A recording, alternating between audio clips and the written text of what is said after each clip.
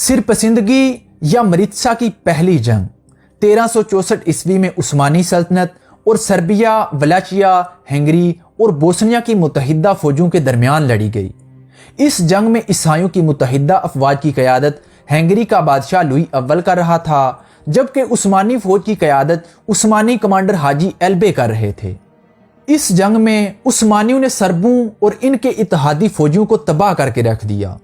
इसीलिए इस जंग को सिरपसंदगी यानी सर्बों की तबाही के नाम से जाना जाता है। यह जंग ईसाई इत्तेहादियों ने उस्मानी तुर्कों को बल्कान से बाहर निकालने के लिए लड़ी थी, लेकिन वो इसमें बुरी तरह नाकाम हुए। सुल्तान मुराद की तख्त नशीनी के वक़्त सल्तनत उस्मानिया एशियाई कूचक के शुमाल मगरबी हिस्से और यूरोप में ज़ैनब, केलीपोली और थ्रेस के बाज़ दीगर मकबूजात पर मुश्तमिल थी, जहां मुराद अव्वल के भाई सुलेमान पाशा ने तुर्कों और अरबों की आबादियां कायम की थीं।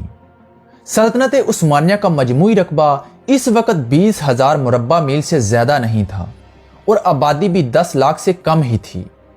लेकिन सुल्तान मुराद ने 30 साल की मुद्दत में इस रकबे को 5 गुना कर दिया।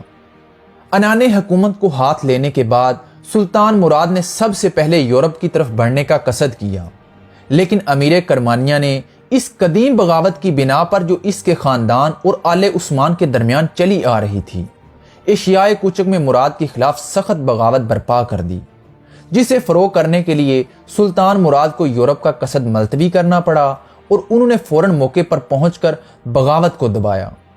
इधर से इत्मीनान हासिल करने के बाद वो यूरोप की तरफ दोबारा मुतवज्जे हुए।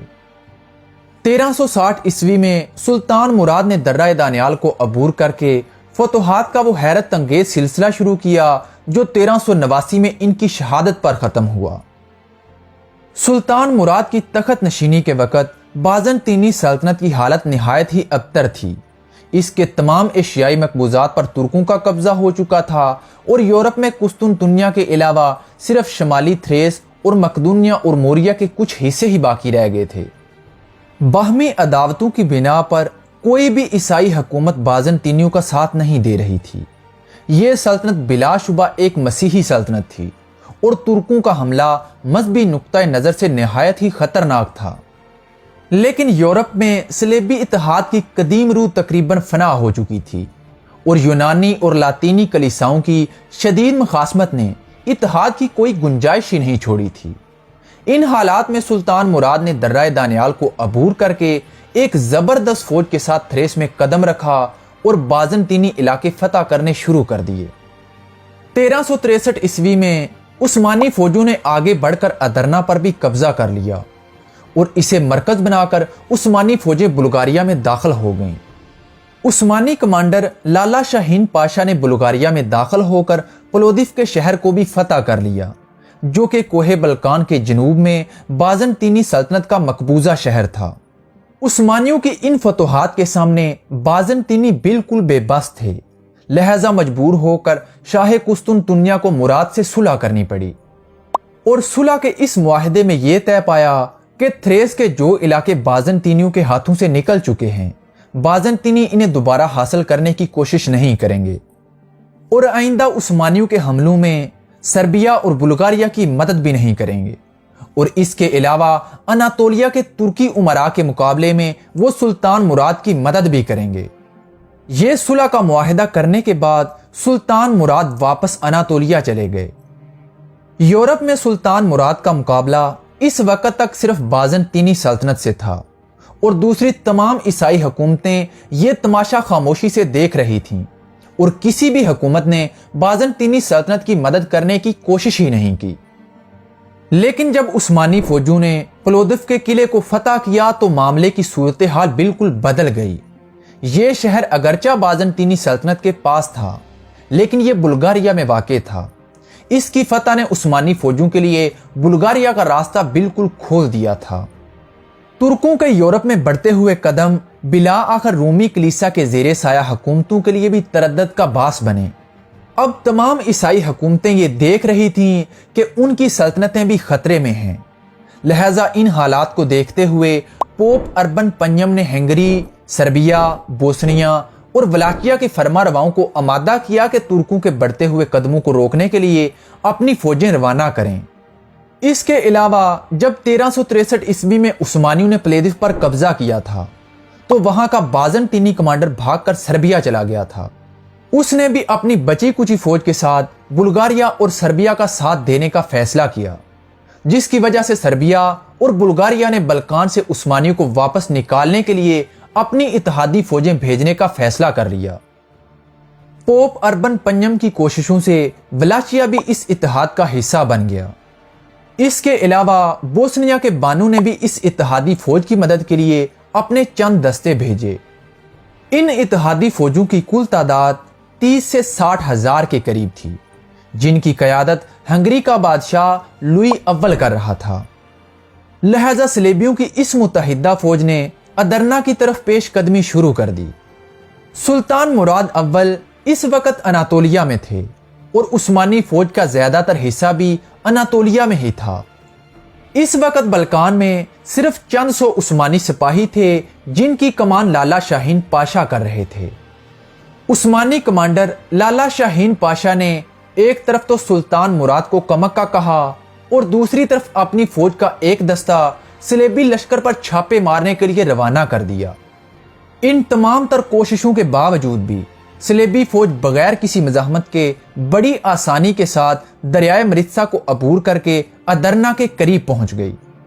अदरना के करीब पहुंचकर उन्होंने दरियाए मरित्सा के किनारे अपने खैमे गाड़ दिए।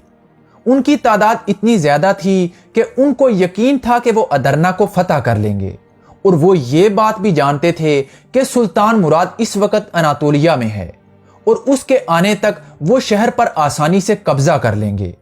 इसी खुशी में ईसाइयों ने बहुत बड़ा जश्न रखा और उन्होंने फैसला किया कि सारी रात जश्न मनाएंगे और सुबह उठकर अदरना पर कब्जा कर लेंगे।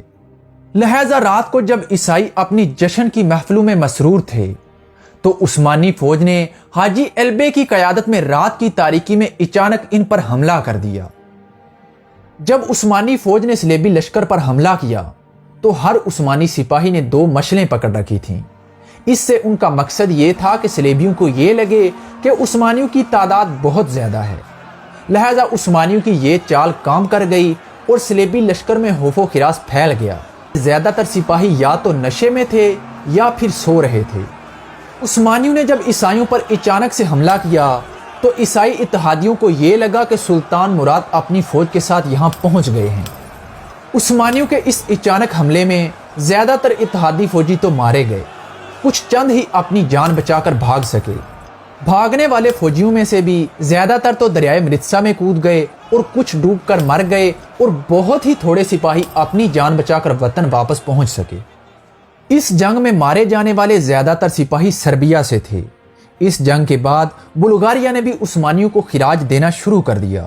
इस जंग को मरित्सा की पहली जंग भी कहा जाता है। इसी जंग में मारे गए सर्बों और उनके इत्तेहादियों का बदला लेने के लिए मरित्सा की दूसरी जंग लड़ी गई, जिसमें उस्मानी फौज की कयादत लाला शाहीन पाशा कर रहे थे।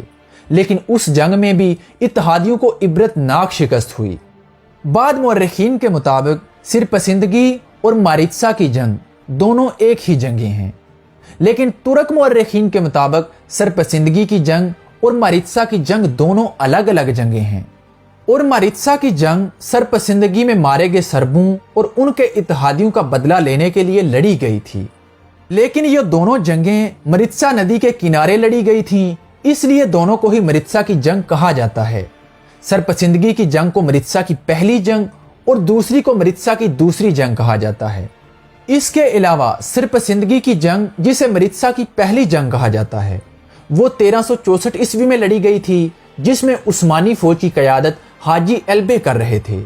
इसके अलावा ये जंग तुर्की में अदरना के करीब दरियाए मरित्सा के किनारे लड़ी गई थी, जबकि मरित्सा की दूसरी जंग 1371 ईस्वी में लाला शाहीन पाशा की कयादत में लड़ी गई थी। ये जंग यूनान में चारनोमेन के करीब दरियाए मरित्सा के किनारे लड़ी गई और इस जंग में भी सर्बों को शिकस्त हुई।